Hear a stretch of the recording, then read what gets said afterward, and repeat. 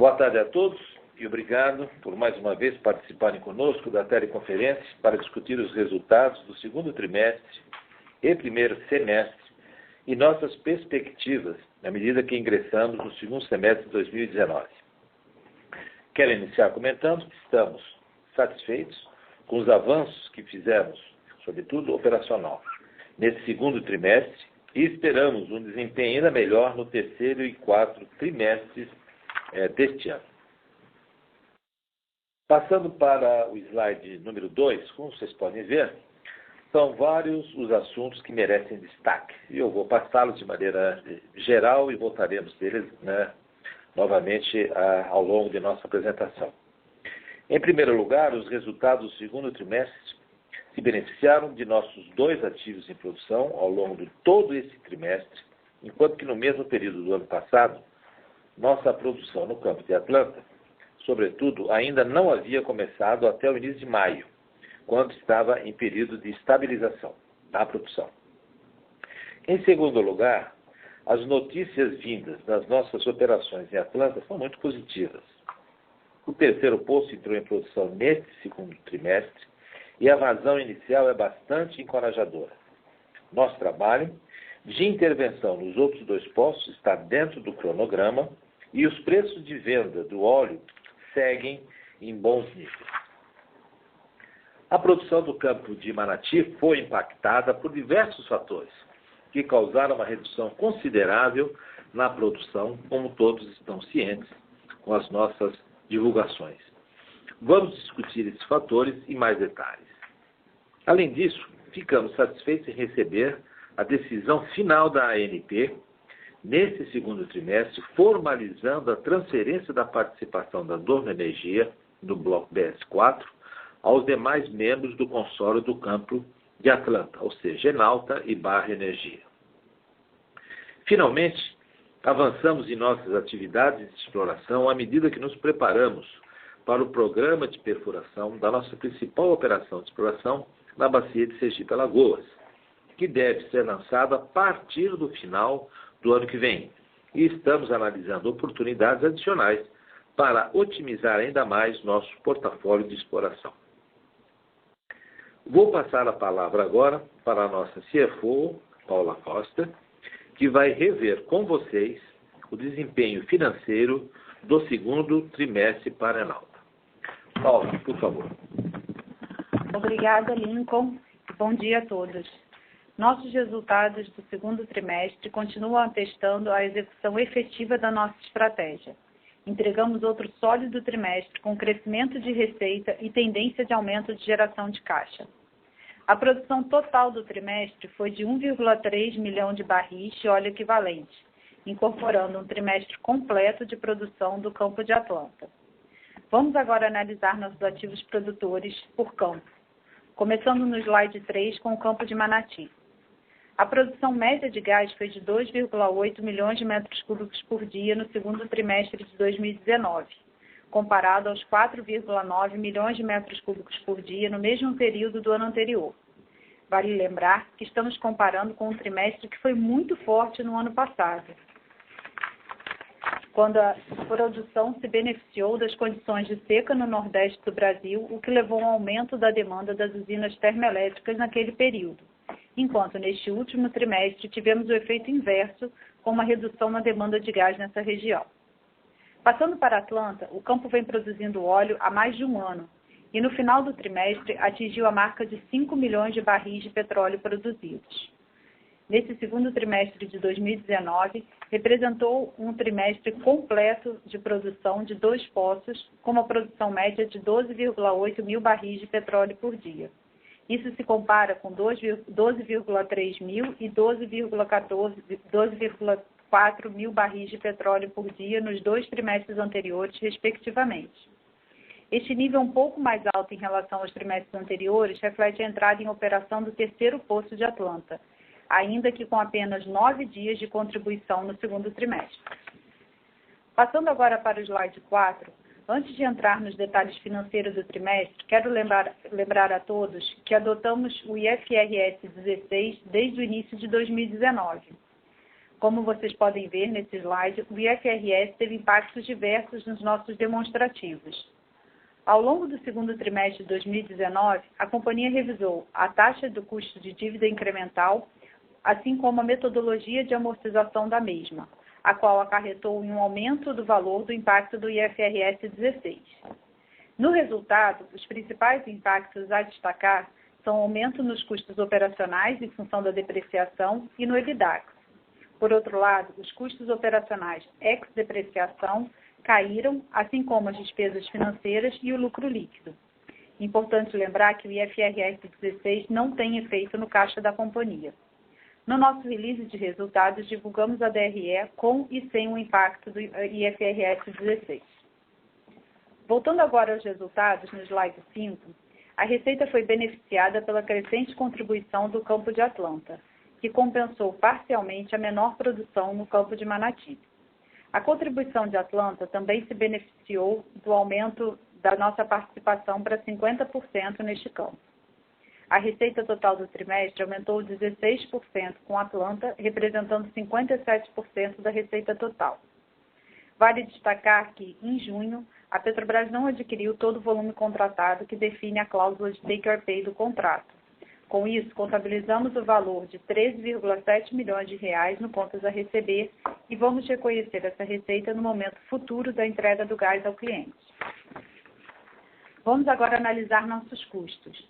No slide 6, os custos operacionais totais somaram 144 milhões de reais, comparado aos 84 milhões de reais no mesmo período do ano anterior, com aumento atribuível principalmente aos custos relacionados ao aumento da produção no campo de Atlanta, incluindo o primeiro óleo do terceiro poço do sistema de produção antecipado e os primeiros custos de substituição da bomba em um dos dois poços, que foi de cerca de 2,7 milhões de reais. Cerca de 75% ou 109 milhões de reais dos custos operacionais totais são relativos ao campo de Atlanta, já refletindo também o aumento da nossa participação. Vale ressaltar que a adoção do IFRS levou a um incremento nos custos operacionais de 8,4 milhões de reais. Observando apenas Manati, os custos operacionais foram de 35,4 milhões de reais. Representou uma queda de 20%, refletindo menores custos de royalties, não pagamento de participação especial e pesquisa e desenvolvimento e a menor depreciação do campo em função da produção.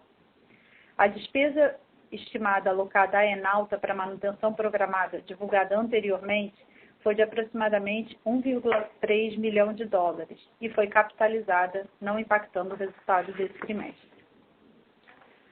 No slide 7, as despesas gerais administrativas de 14,5 milhões de reais voltaram a um nível mais normalizado quando comparado ao segundo trimestre de 2018, que foi beneficiado pela reversão da provisão do primeiro plano de stock option da companhia concedido em 2011, que resultou em uma redução de 10,3 milhões de reais nas despesas de G&A no segundo trimestre de 2018. Efeito similar ocorreu no primeiro trimestre de 2019. Seguindo para o slide 9, vamos agora analisar nossa rentabilidade no slide 8. O EBITDAX ajustado foi beneficiado tanto pela maior produção quanto pela adoção do IFRS 16. O EBITDAX no segundo trimestre foi de 99,9 milhões de reais, basicamente estável em relação ao mesmo período do ano anterior. Esse segundo trimestre inclui um benefício de aproximadamente 33,5 milhões de reais da adoção do IFRS 16. Excluindo esse efeito, o EBITDAX do segundo trimestre de 2019 atingiu 67 milhões de reais, refletindo o menor resultado operacional e as maiores despesas administrativas. Nosso lucro líquido foi de 20 milhões de reais no trimestre, comparado a 85 milhões de reais no mesmo período do ano anterior. Seguindo para o slide 9, vamos falar sobre o CAPEX. Nesse slide, vocês podem ver a abertura dos investimentos projetados para 2019 e 2020. No segundo trimestre, o CAPEX totalizou 30 milhões de dólares, com a maior parte, 85%, despendidos no campo de Atlanta.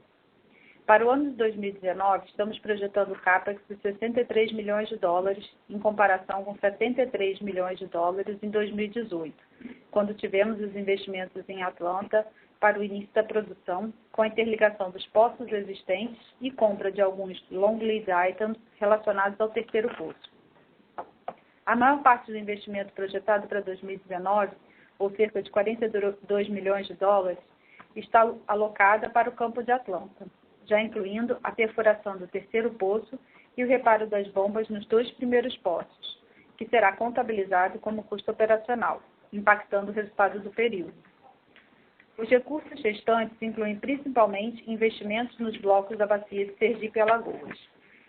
Para 2020, temos um programa agressivo de investimentos orçado em 125 milhões de dólares, que é praticamente o dobro do nosso CAPEX de 2019.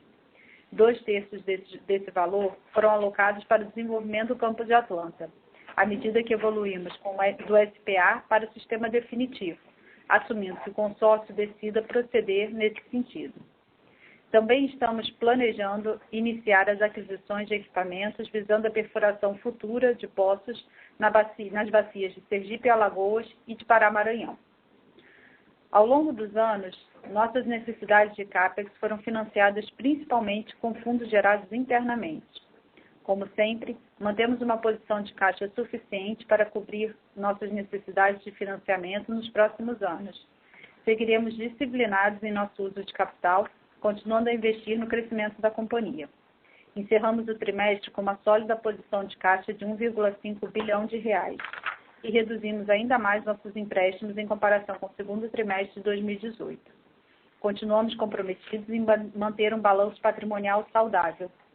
Vou voltar agora a palavra para o Lincoln para a sua revisão estratégica e de negócios. Obrigado, Paula. Vou agora detalhar com vocês um pouco mais os destaques do segundo trimestre que mencionei no início da nossa teleconferência.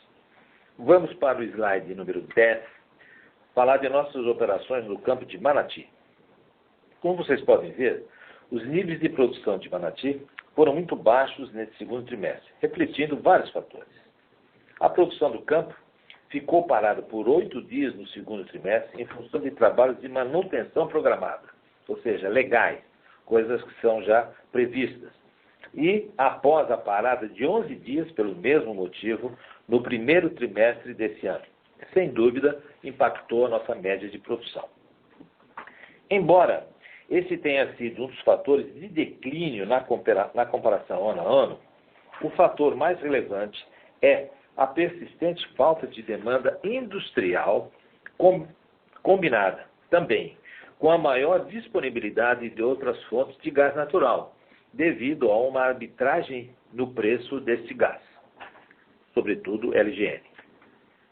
Reconhecemos que essa é uma questão que pode impactar mais de um trimestre e estamos avaliando como podemos trabalhar em conjunto com nossos parceiros para aprimorar esta situação no longo prazo.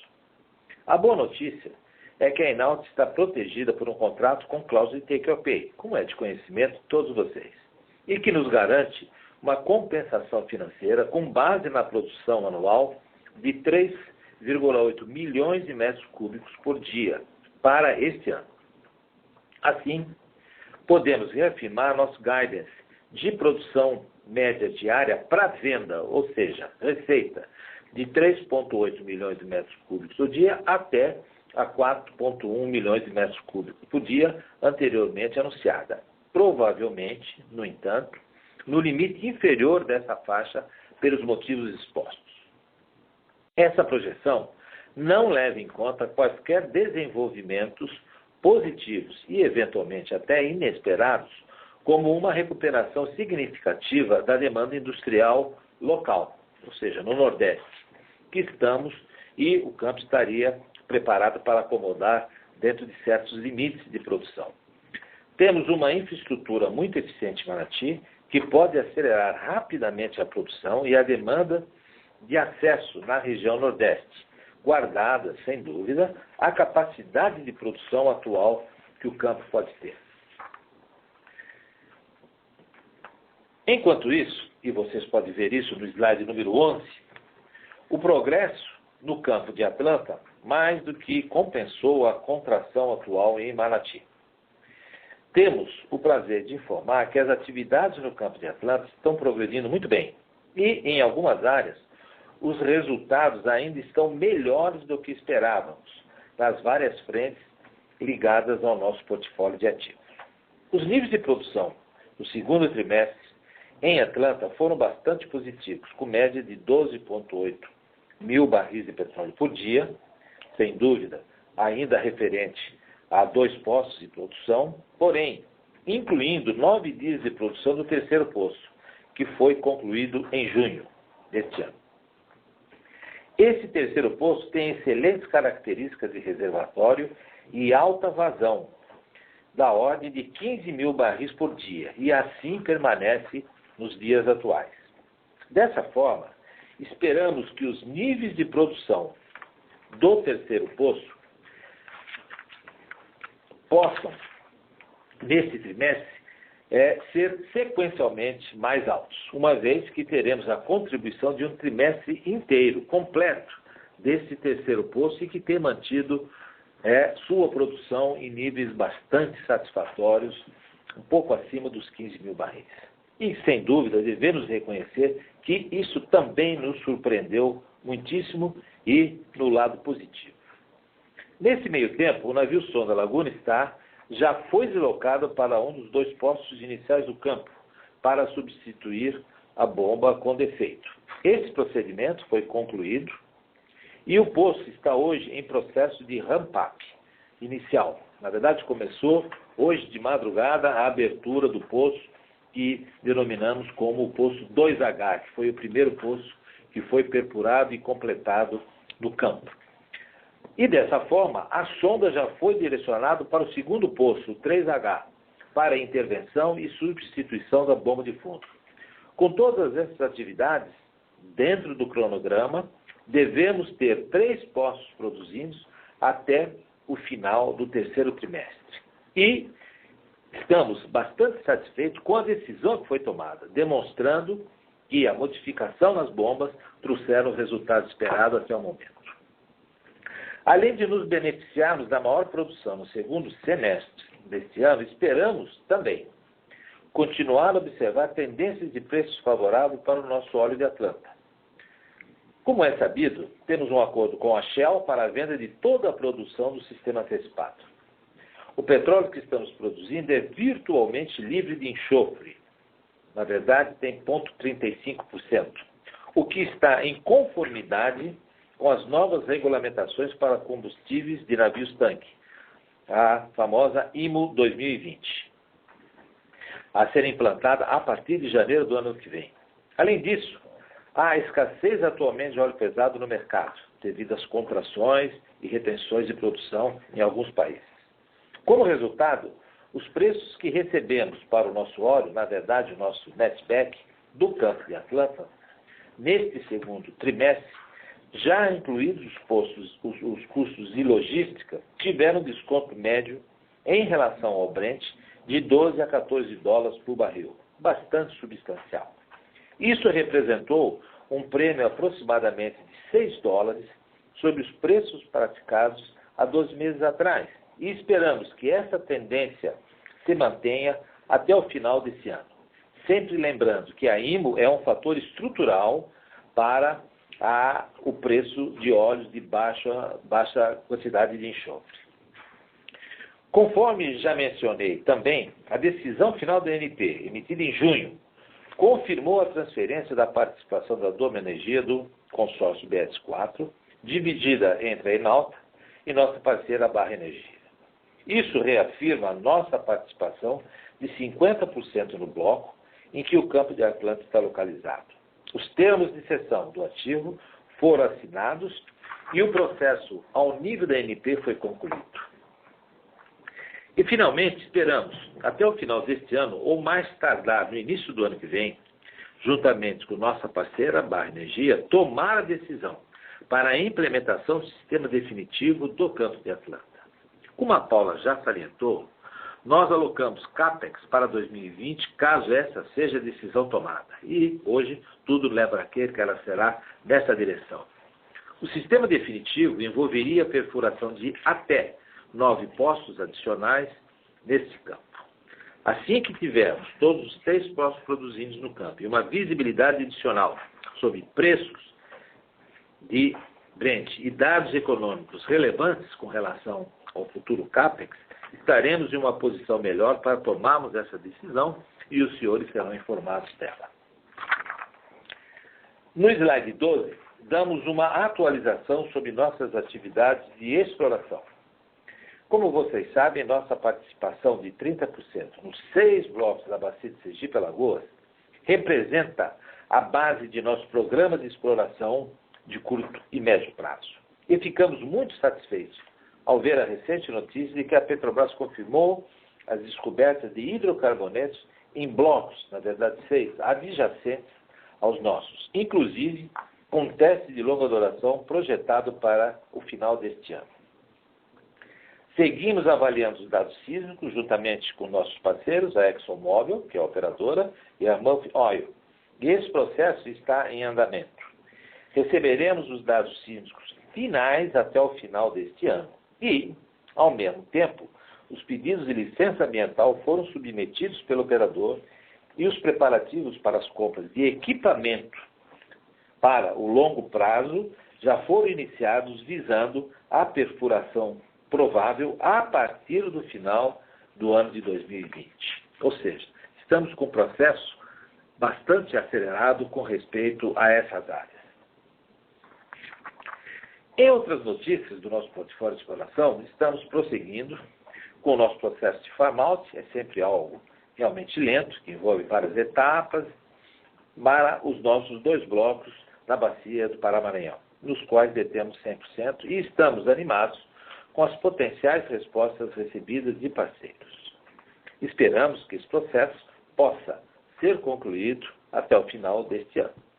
Além disso, estamos analisando as oportunidades para a Enalta participar nas próximas rodadas de licitações da ANP, programadas para o segundo semestre deste ano.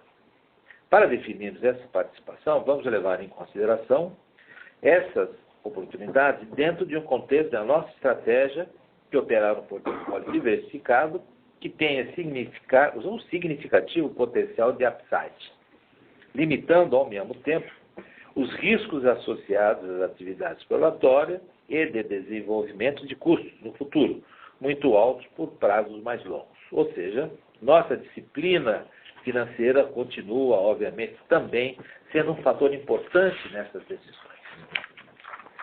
Em resumo, no slide 13, como vocês podem ver, estamos projetando um segundo semestre bastante positivo e de muita atividade para a Enalta.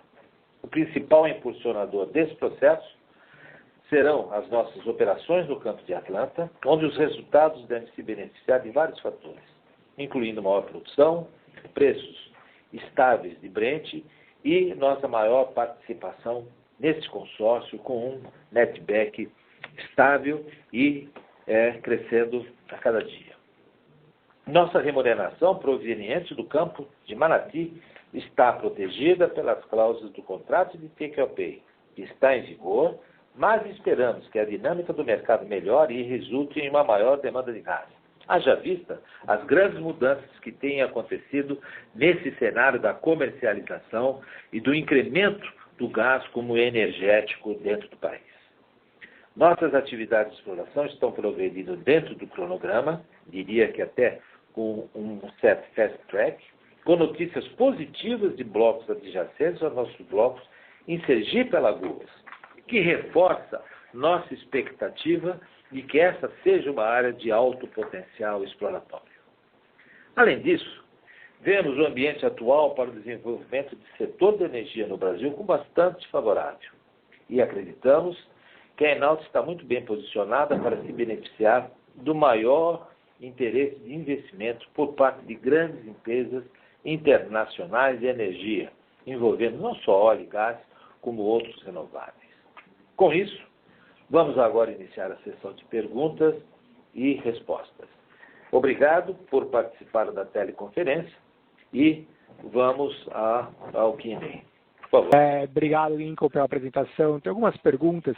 Primeiro, relacionada à decisão do sistema definitivo, queria entender o motivo que levou a essa postergação para, se vocês vão, o consórcio, no caso, ir para o sistema definitivo ou não, para 2020.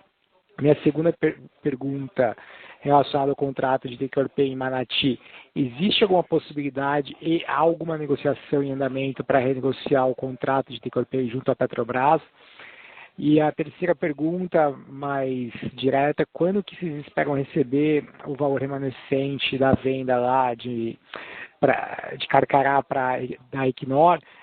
Eu sei que tem algumas condições para serem chegadas, mas quando vocês entendem ou imaginam que essas condições vão ser atingidas para vocês receberem esse valor? Obrigado.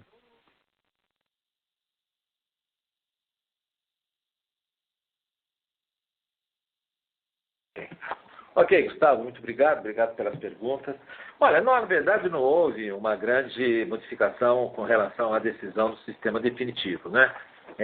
Nós estamos concluindo, nós acreditamos que estamos até com um cronograma dentro daquilo que é esperado, com um ou outro atraso nas trocas das bombas, etc., devido sobretudo ao mau tempo, né?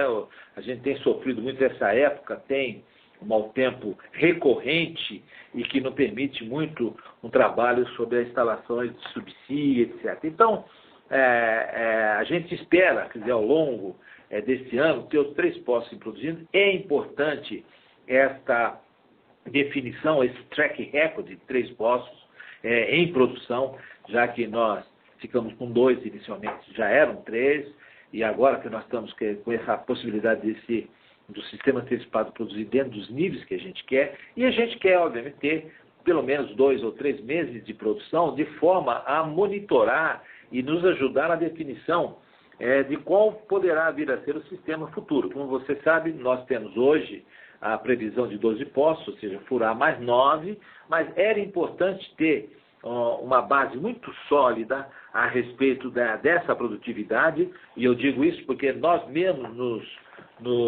ficamos surpresos de uma forma positiva com a produção do terceiro poço de 15 mil barris. Nós sempre tivemos como uma modelagem numérica disto, e no início da produção até do campo, que 12, 13 mil barris seriam a capacidade de produção por poço. Esses 15 mil nos deu realmente um grande alento com respeito à capacidade que esse campo está tendo e que as próprias bombas estão desempenhando. Então, nós temos que trazer para dentro do nosso processo decisório de quantos poços serão furados e de que forma eles serão furados, esse track record. Então, esse pequeno, de dizer que até o final do ano ou início do ano, foi simplesmente para que a gente possa incorporar os dados dessa produção, mas sem dúvida nós não estamos mudando a data final, que sempre foi final de 22, início de 23, para a nossa futura. Provavelmente já em 22. Isso que a gente espera que a gente vai tomar. Então, um pequeno, vamos dizer assim, adiamento que tem aí, que estamos falando talvez de 1 mês, 2 meses e meio, mais para que a gente possa integralizar o conhecimento desses 3 poços, vis-à-vis a produção que nós tivemos nesse terceiro poço e que nós vamos ver a partir de agora com a nova bomba que começa a produzir hoje. Quer dizer, o poço já está aberto, o poço 2H, e vai ter um ramp-up lento, e aí que nós vamos ter finalmente a expressão mais clara da nossa capacidade de produção, que, como já antecipamos, deve ficar entre 25 a 27 mil barris por dia, né?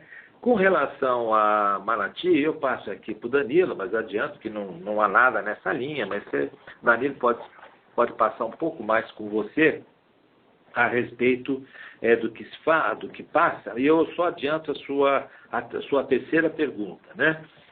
Com relação ao recebimento. A gente tem visto uma atividade bastante grande nesse campo, né? Nessa área que hoje é operada pela Equinor, com perfuração de poços, ou seja, nós acompanhamos esses eventos através do noticiário de jornal. Então, a gente vê um movimento bastante grande com a Equinor pretendendo eu estou repetindo, não tenho nenhum empoderamento da Equinor para falar isso, mas a Equinor, pelo que nós lemos, pretende estar com o primeiro FPSO entre 23 e 24. E fazendo uma engenharia reversa aí, para que eles possam estar se preparando para a produção, nós acreditamos que eles já estariam preparados para fazer o pedido da unitização das duas áreas no segundo semestre do ano que vem. Então, a gente espera, espera que até o final do segundo semestre do ano que vem, eles já estejam com o processo de unitização implantado, que é o trigger, é o nosso gatilho para o pagamento da nossa terceira parcela na nossa venda, que é em torno de 144 milhões de dólares. Ok? E eu passo então a palavra ao Danilo, e se você estiver satisfeito, tudo bem, senão a gente pode retornar. Respostas. Boa tarde, Gustavo. Quanto ao contrato de Manati, o contrato de venda, ele é um contrato que prevê a venda de toda a reserva de Manati.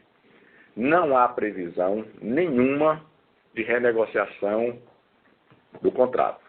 E a Petrobras não demonstrou isso, nós também não tomamos nenhuma iniciativa. Portanto, esse contrato deve perdurar aí até o final da nossa produção em Manati. Não esperamos nenhuma mudança nele. Então, contrato preço real, reajustado cada 1º de janeiro, pelos índices de inflação, com parcela de take or pay anual. Então, não prevemos nenhuma mudança nele. Não, está claro. Obrigado. Nossa próxima pergunta vem de Luiz Carvalho, do Banco UBS. Boa tarde, Lincoln, Paula, Danilo. Também tem algumas perguntas aqui sobre Atlanta. Lincoln, vocês deram a entender, na verdade colocaram aí que a produção do terceiro poço está rodando em torno de 15 mil barris, né? Mas, ao mesmo tempo, colocando os 3 poços, você teria uma produção aí aproximadamente de 25 mil no total. Eu queria entender como esses 15 mil iniciais conversam com a média esperada próximo de 8 mil quando os 3 poços estiverem rodando. A segunda pergunta quando é que vocês esperam contabilizar essa parte de reserva adicional advinda da Domo? Entendo que a última aprovação necessária era da ANP. Queria entender quando é que, de fato, a gente vai começar a ver não só a parte de reserva sendo bucada, mas também, eventualmente, isso já batendo no resultado de vocês. A gente pode esperar esse ano o terceiro TRI? Essa é a segunda pergunta. E a terceira pergunta, acho que é mais direta, Lincoln. Assim, hoje, dado que vocês estão com uma produção, vamos lá, quase que o dobro, em relação à primeira pergunta, né? Quase que o dobro desse terceiro poço da média que vocês esperam quando os 3 poços estiverem rodando. Se você pudesse, talvez numa escala de 0 a 10, dizer aqui qual é a probabilidade do sistema definitivo de fato ser aprovado, ou eventualmente o que precisaria acontecer para ele não ser aprovado, qual é a chance de vocês seguirem para frente? É mais de 8, menos de 8? Obrigado. Sim. Luiz, bom dia, obrigado pela pergunta. Temos 3 perguntas instigantes, né? Obviamente, como sempre. Mas pertinentes. Sem dúvida, né? Primeiro eu passo aqui para o Danilo, obviamente tem um sentido, que você perguntou, se eu tenho 15, o que vai acontecer com 3, né? Mas, obviamente, o Danilo vai lhe responder e tem razão para isso, né? E as outras 2 depois eu passo por elas com você, mas vamos primeiro nessa de Atlanta, que eu acho que já ajudaria, inclusive, para as demais, tá bom? Ok, bom dia, Luiz. Vamos lá. Atlanta, antes de nós iniciarmos esse programa de perfuração do terceiro poço e a correção do problema com as bombas, nós demos um guidance de produção ao final de 25 mil barris por dia, mais ou menos 15%, o que nos leva a uma produção de 28 mil e alguma coisa, né? Então, esse terceiro poço, quando entrou, ele entrou muito bem. começássemos com o terceiro poço e os dois da maneira que estavam produzindo, nós já teríamos uma produção de 27 mil barris por dia, só com o terceiro poço e os dois da maneira que estavam. Então, nós já fizemos a substituição da bomba no segundo poço, ele já está em produção. Ao final do dia, hoje, devemos ligar a bomba, porque ele está em produção natural, para encher a coluna e a linha com o óleo dele. E nós esperamos um crescimento de cerca de 3 mil barris por dia, 4 mil barris por dia nesse poço. A mesma coisa para o terceiro poço. Então, essa é a nossa expectativa. Mas nós só vamos mudar guidance depois de ter realmente comprovado as nossas simulações. Então, esse semestre, esse terceiro trimestre, nós devemos produzir com 2 poços ainda, o tempo todo, né? Em torno de entre 20 e 23 mil barris por dia. E, ao final do terceiro trimestre, nós iremos colocar esse terceiro poço e teremos, então, atingido o guidance de entre 25% mais ou menos 15%, confiantemente mais 15%. Essa é a nossa expectativa. Ok. Então dá para pensar mais alguma coisa próximo dos 28 e 30 do que alguma coisa próximo dos 24, eventualmente? Mantemos o nosso guidance, 25% mais 15% é o topo hoje. Então seria em torno de 28 mil e alguma coisa. Ok. Bom, muito bem. Luiz, o seguinte, olha, foi bom você ter perguntado, porque nós fizemos já uma certificação de reservas e pela GAIS, que inclusive já foi até publicada, né, de 1P 174 milhões, 2P 224 milhões de barris e a 3P 250 milhões de barris. Está bem em linha com o que a gente já vinha vendo, mas inclusive com a perfuração do poço, etc., muita segurança nisso. Agora, esses valores eles já foram incorporados nas nossas reservas, tá, Luiz? No final do ano a gente tinha cerca de 120 milhões de barris de reserva equivalente, né? E esse percentual nós já incluímos, né?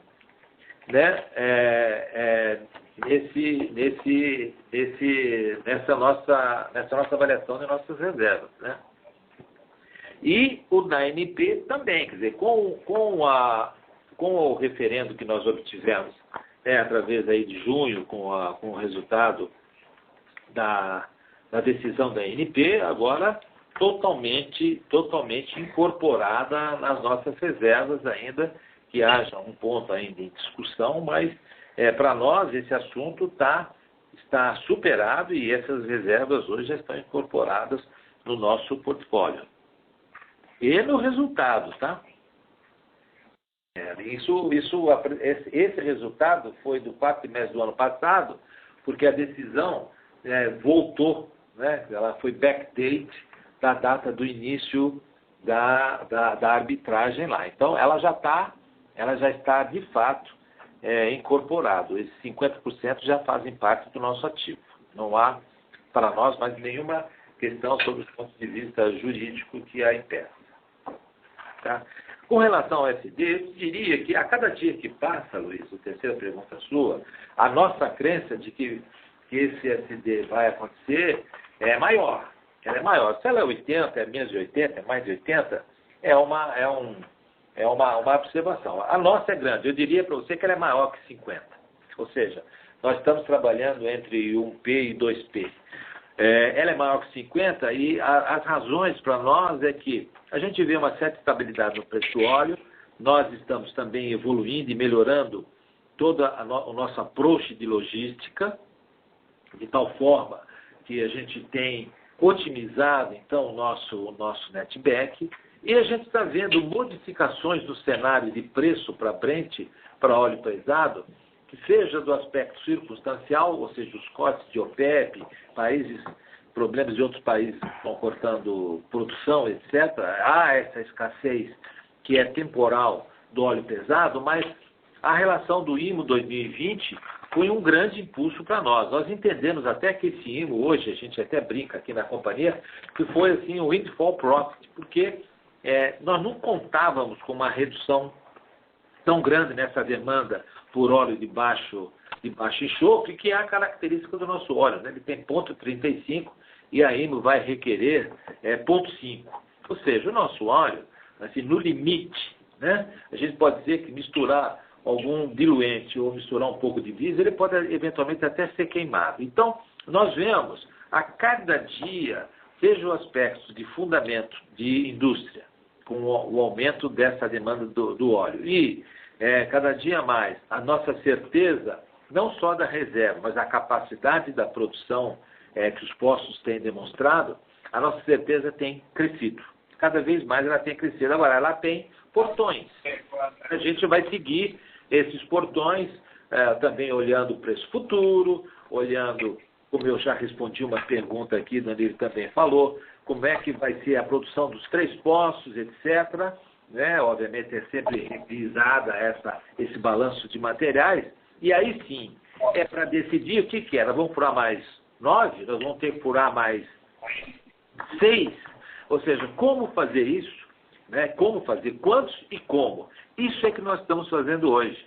Tá certo? Qual é a melhor approach que a gente pode ter para esse campo, observado essa produção que nós tivemos até agora, acima de 5 milhões acumulada, né? Acima de 5 milhões de barris, para ter o melhor retorno para esse campo. E isso, sem dúvida, vai refletir no tipo de FPSO que nós vamos precisar. Daí esse tempo adicional que a gente tem sempre dito que a gente precisa para fazer um tailor-made mesmo, né? Observando o melhor retorno, porque a gente não descartou, obviamente, os desafios que esse campo enfrenta.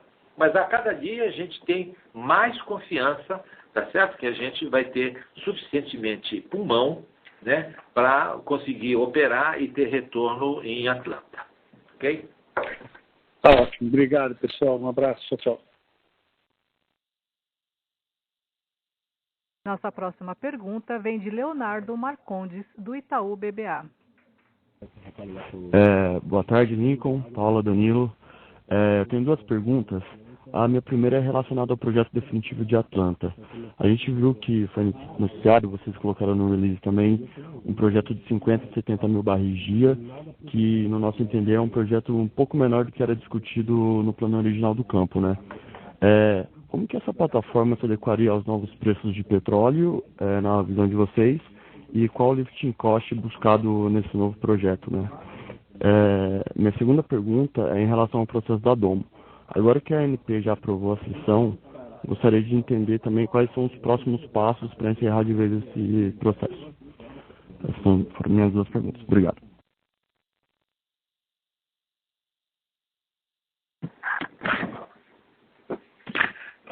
Boa tarde, Leonardo. Vamos lá.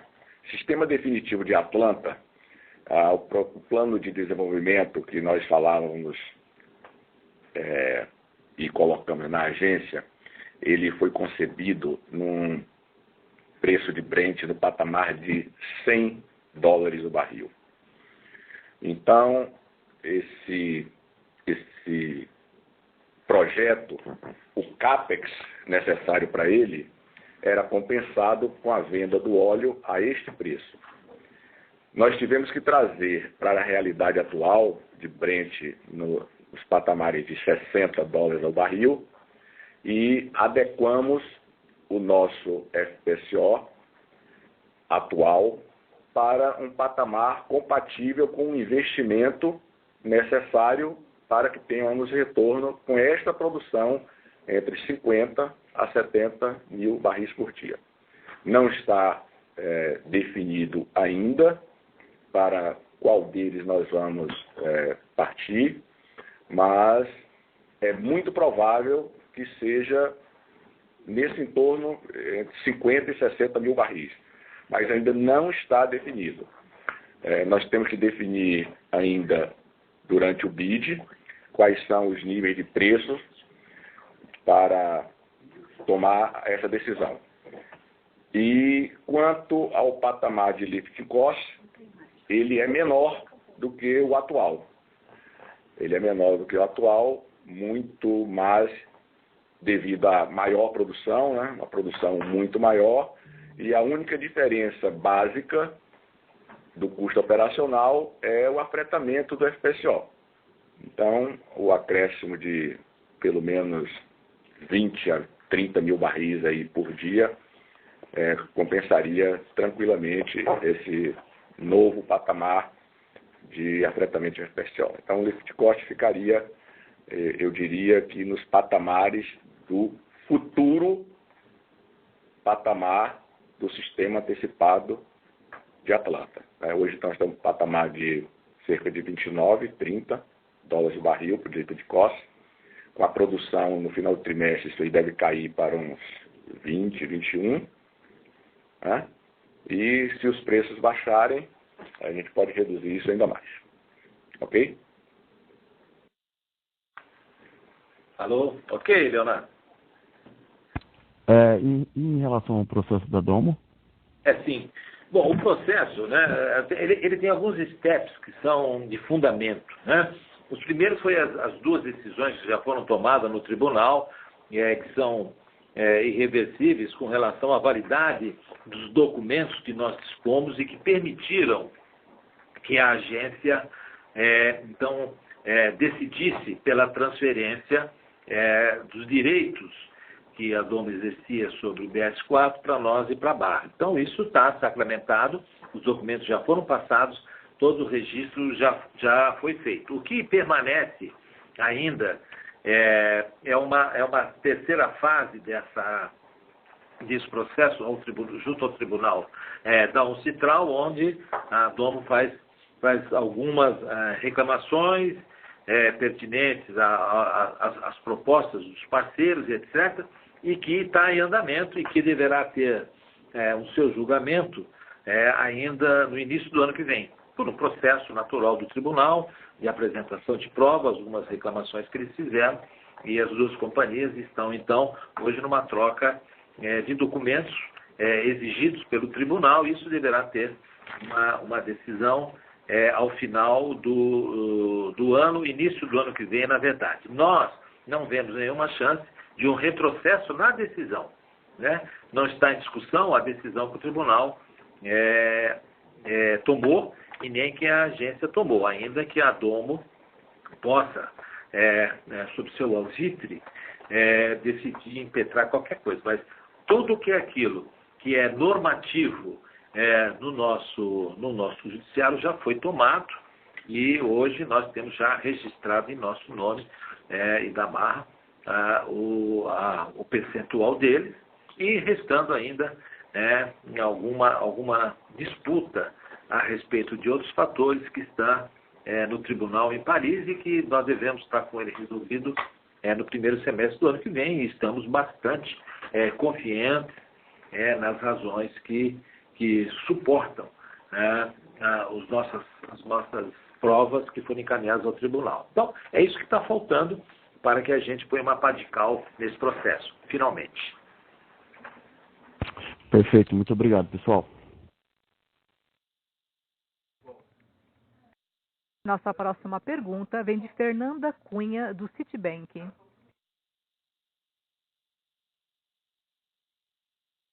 Boa tarde a todos. Tem os follow-ups no campo de Atlanta. Lincoln, Paulo, enfim, todos aí envolvidos. Se vocês puderem comentar um pouco do netback de Atlanta, agora que a gente está já falando numa produção de 25 a 27 mil barris dias. Eu lembro que no último call vocês falaram que com a produção maior, né, o desconto deveria diminuir, ou seja, o que a gente pode ainda ver de melhoras nesse desconto que hoje está rodando aí na faixa de 13 a 15 dólares do barril. E nessa mesma linha, eu também queria saber assim, o que a gente pode enxergar na questão do lifting cost, né? Hoje vocês têm trabalhado aí com um 8% de desconto em cima daqueles 410 mil dólares por dia.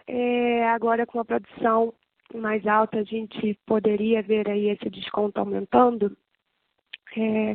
E segundo, a segunda pergunta é com relação se existe por parte da Domo algum potencial acerto de contas em Atlanta, por exemplo, existe algum pleito deles de que o consórcio venha reembolsar parte do bônus de assinatura, do CAPEX que eles gastaram aí bem no início das primeiras fases? Se eu puder comentar, agradeço. Obrigada.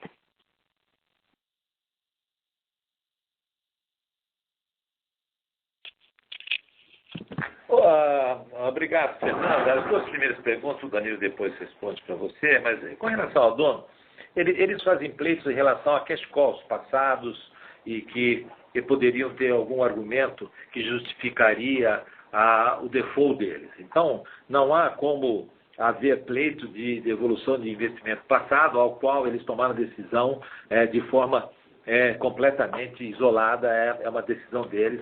Não há como haver esse tipo de, na nossa opinião, de nossos advogados, de indenização. O que eles pleiteiam e ainda está em julgamento no tribunal é exatamente se eles deveriam ter pago algumas dos cash calls e etc. E o acesso que nós tivemos a algumas contas que estavam em escrow devido ao próprio default que eles estavam exercendo e que a contratista exigia que eles colocassem daquela forma. Então, nós não vemos como algo dessa natureza pudesse vir a ser exercida, porque o tribunal já reconheceu, obviamente, que os documentos que substanciaram a decisão do próprio tribunal e da ANP são válidos e que, portanto, não haveria nenhuma forma de indenização com relação ao que já investiram. O que há é uma pequena disputa em relação a cash calls passados e outras despesas ocorridas e saldos de caixa que haviam dentro do consórcio. É isso que tem ocorrido ainda e que deverá ter esse julgamento completado no ano que vem. Ok? Ok, obrigada. Você tem uma ordem de grandeza de quanto que seria esse cash call que eles estão pleiteando? Não, nós não podemos, porque isso é uma disputa e, portanto, nós não podemos, é confidencial e não dá para que a gente fale o que isso poderia ser e é confidencial por uma decisão do tribunal, né? Isso ainda está na fase de coleta de provas e que, portanto, não nos permitiria fazer nenhum disclose, mas, sem dúvida, não é algo que nos preocupa. Bom, obrigada. Boa tarde, Fernanda. Vamos lá para as questões relativas a Atlanta. Dois aspectos. Primeiro, o custo operacional de Atlanta. Hoje nós estamos no patamar de custo operacional que nos dá um lift cost de $30 por barril, aproximadamente. A partir de 18 meses de operação da TK, esse custo vai subir por conta dos 18 meses de desconto, deve estar em torno de 480 a 500 mil dólares dia, mas isso vai ser plenamente compensado pela nosso aumento de produção. Ou seja, mesmo com o aumento do custo operacional, o custo por barril ele deve baixar de 29,30 para cerca de $19 o barril. Então, isso relativo a custos operacionais.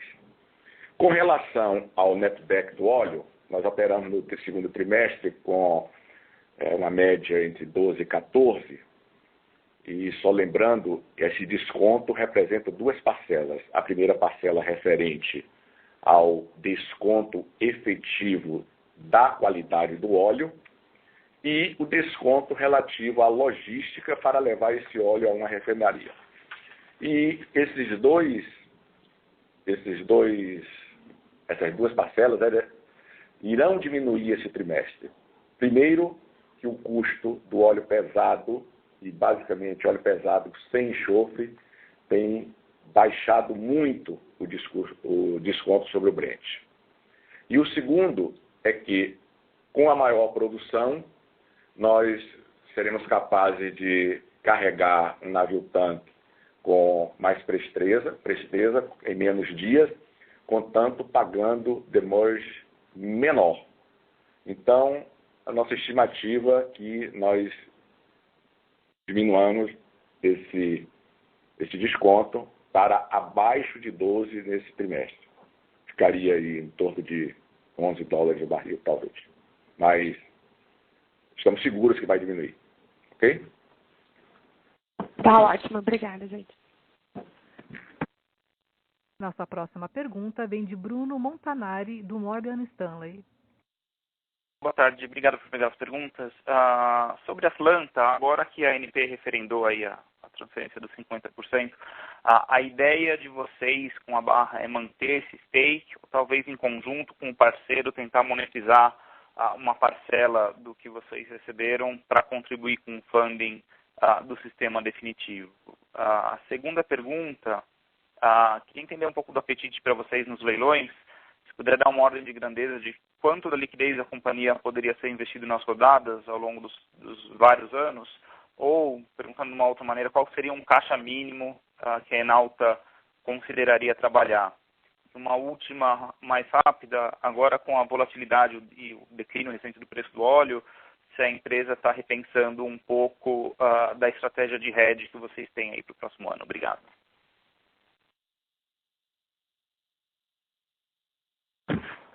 Obrigado, Bruno. Nós não tínhamos intenção de vender. Nós temos uma política que a gente tem procurado seguir nesses anos. Obviamente, a concretização dessas coisas não é da noite para o dia. As perfurações, às vezes, atrasam, como vocês bem sabem. Falta uma licença, ela demora para sair, etc. A gente não consegue implementar um fundamento que nós temos na companhia, que é a diversificação das nossas fontes de receita. Nós estamos procurando fazer isso sob diversas formas. Algumas ações não deram certo, de própria aquisição, coisas que não eram compatíveis com o nosso portfólio ou que não eram compatíveis com o nosso bolso. Então, elas não seguiram. Mas nós continuamos na busca dessa diversificação das fontes de receita. Nessa linha, nós nunca pensamos em vender Atlanta. Obviamente, se houver uma necessidade no futuro de que haja algum interesse e que isso possa vir nos favorecer, sem dúvida, para algum outro tipo de investimento que está também por vir na nossa área exploratória, como vocês sabem, nós esperamos nesses próximos 1 ano e meio a 2, estar com algumas das nossas atividades exploratórias em andamento. Vou pensar em Sergipe, vou pensar talvez o Pará, Maranhão, que são as áreas que nós vemos mais visibilidade hoje em dia, que dependem de outras coisas, mas não da vontade de fazer. A gente poderia eventualmente fazer algum tipo de monetização, sem dúvida nenhuma. Já fizemos isso anteriormente com Manati e que nos ajudou. Hoje em dia, no entanto, a gente vê algumas ações sob o ponto de vista do funding que podem resolver também a questão, né? O Reserve Based Land é algo que está em implantação aqui. A gente vê uma certa liquidez de mercado com relação a projetos dessa natureza, sobretudo projetos que estão em implantação de produção. Ou seja, há uma tendência de melhorar a forma de funding, que não chega necessariamente a uma venda. Mas, sem dúvida, se houver algum interesse e que a gente amanhã, que temos um sócio que já no passado buscou uma venda, eu não sei o que eles estão fazendo hoje, mas houve, a gente precisar fazer algum tipo de acomodação, sem dúvida nós estamos abertos dentro dessa possibilidade, né, que a gente deixa a companhia num estado de liquidez que permita a gente seguir com essa política de tentar aumentar a nossa produção e buscar liquidez. E aí eu já aproveito e respondo a sua segunda pergunta, né? A gente tem uma preocupação aqui de sempre ter um caixa e que permita um horizonte para nós de investimento de 2 anos aproximadamente. Tem sido essa a nossa lógica e muitas vezes ajudada por um desinvestimento, que é o que aconteceu em Carcará e que dá um pulmão, inclusive com hedge natural,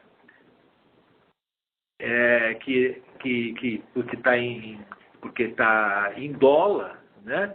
E agora a nossa produção de Atlanta também, que tem, obviamente, esse recebimento em dólar, nos dá, assim, alguma flexibilidade, mas sempre mantendo esta possibilidade de que a gente possa participar dos leilões, que é o que a gente está vendo agora em seguida, né? Para o leilão que está vindo, eu digo, gostaria de participar da sessão onerosa, porque é praticamente óleo no tanque, mas ele tem um pocket que talvez, né, um entry price que está acima da nossa capacidade. Mas os outros dois, a sexta e a 16ª, poderá sim haver, nós estamos estudando isto, poderá haver assim áreas que dentro de um limite de work interest nos permite estar ali. E isso faz parte desse caixa mínimo. Tá? Nós continuamos tendo apetite para leilão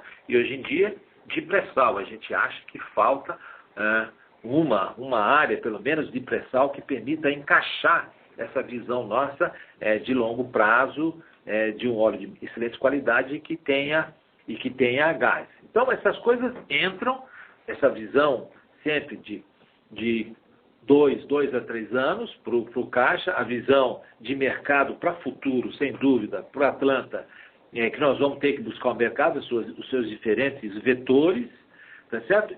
E está aí, eventualmente, um pequeno desinvestimento que possa subsidiar esse desenvolvimento nessa área.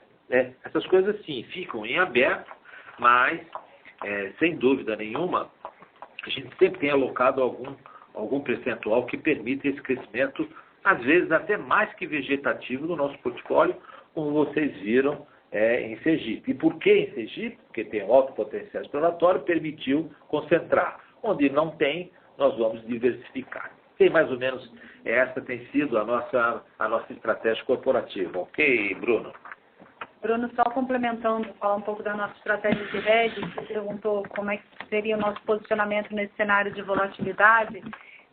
Bom, a nossa estratégia ela existe basicamente para garantir a financiabilidade da companhia e exatamente para a gente atravessar aí cenários, momentos pontuais, né, de volatilidade, seja de câmbio ou do preço da commodity, né?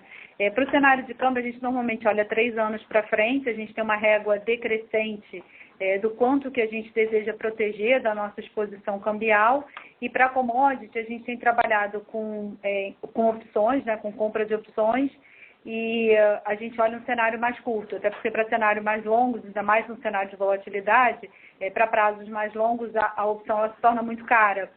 E o nosso objetivo é exatamente esse, né? É passar por esses cenários eventuais de volatilidade de uma forma mais tranquila para a companhia e garantir o caixa e a financiabilidade que a gente precisa para os nossos investimentos. Então, no cenário de volatilidade, a gente não pretende mudar a nossa estratégia de hedge, pelo contrário, né? Acho que agora a gente está numa disciplina de manter a nossa estratégia e garantir aí a financiabilidade da companhia no futuro.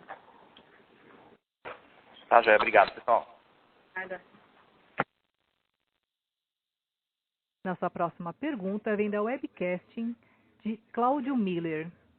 Qual o status e previsão de conclusão da primeira troca de bomba em Atlanta? Já há algum FPSO de 50-70K em análise? Tem previsão de furar o pré-sal de Atlanta?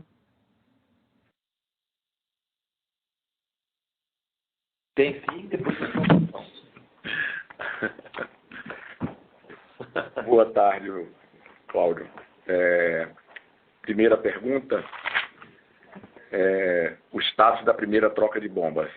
Então, como eu já falado antes, nós concluímos a troca da bomba, já abrimos o poço está em produção ainda sem o uso da bomba, para que ele preencha toda a coluna com o fluido do poço e a parte da linha também. Então, a intenção é hoje, à tarde, nós acionarmos essa bomba. Então, não temos resultado da bomba, mas a intervenção foi sem problemas, tudo testado e funcionando perfeitamente.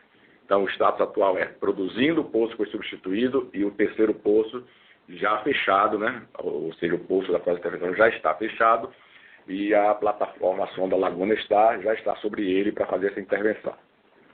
A segunda pergunta, sobre a FPSO, Não temos FPSO dos 50, 70 mil. Será objeto de um bid. Nós chamaremos 4 a 5 empresas, experts em afretamento de FPSO. Colocaremos as características do que é que nós queremos para processar o óleo de Atlanta e aguardaremos o que virá. Né? Então, não temos hoje o FPSO.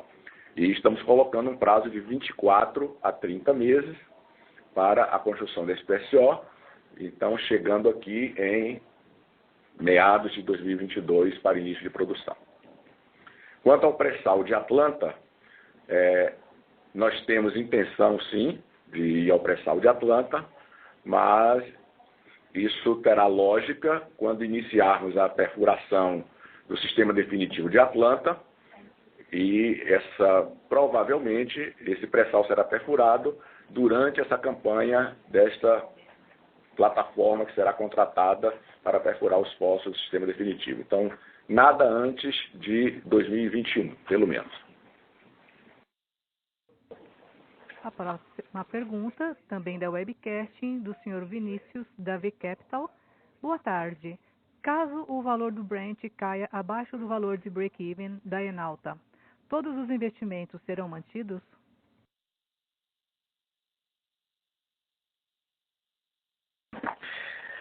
Olha, sem dúvida, esse problema é um problema que a gente convive, tá certo? Não é de hoje, né? Esse é desde o início da produção de qualquer campo. O que se faz nessa circunstância é alongar o investimento.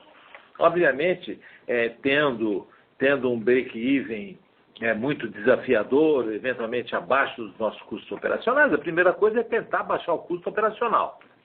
E com isso, há sempre medidas muito mitigadoras desse efeito. Nós não vamos, sem dúvida, por longo tempo, operar. Esse tipo de problema ele pode ocorrer circunstancialmente por um pequeno tempo.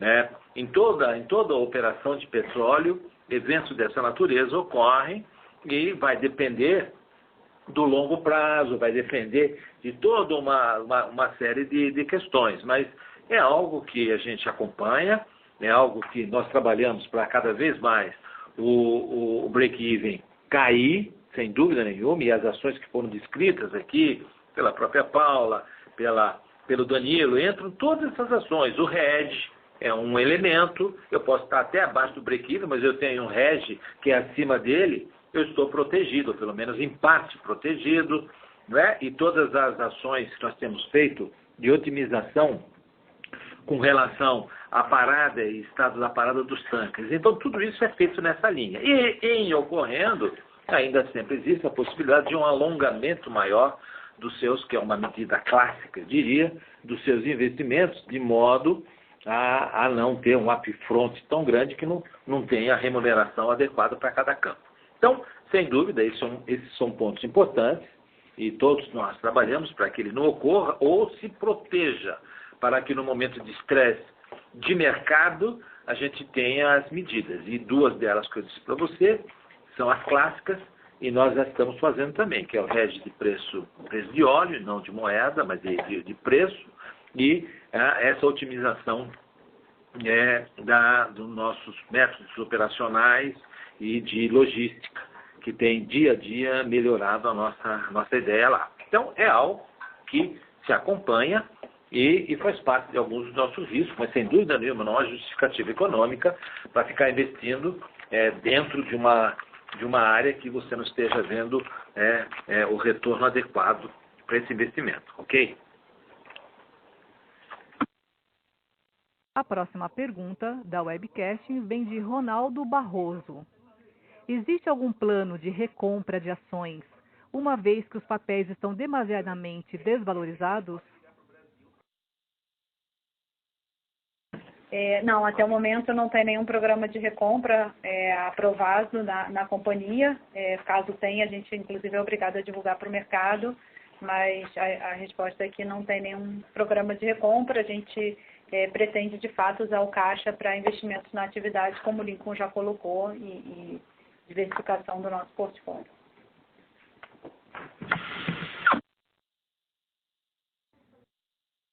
Senhoras e senhores, novamente, Caso queiram fazer perguntas, basta digitar *1.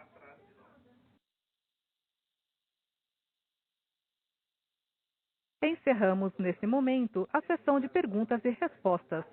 Gostaria de passar a palavra ao Sr. Lincoln Guardado para as considerações finais.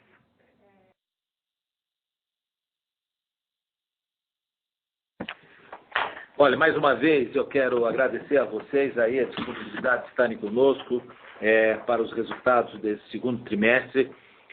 Eu acho que foi bastante proveitosa as nossas discussões, bastante instigantes, e que nós pudemos, sem dúvida nenhuma, trazer para vocês um pouco mais abertamente e claramente a visão da companhia. Eu renovo que a nossa área de RI está à disposição para maiores detalhes, e a gente espera, ao longo desse semestre, dado todos os desafios que estão à nossa frente, trazer boas notícias para vocês, como tem sido sempre as nossas atividades, mas eu quero renovar, então, esse agradecimento e, como sempre, deixar a área de RI e nós mesmos aqui da diretoria à disposição de vocês para tirar qualquer dúvida que se siga a essa apresentação. Quero dar uma boa tarde a todos e até a próxima divulgação. Obrigado. A audioconferência da Enauta está encerrada. Agradecemos a participação de todos e tenham uma boa tarde.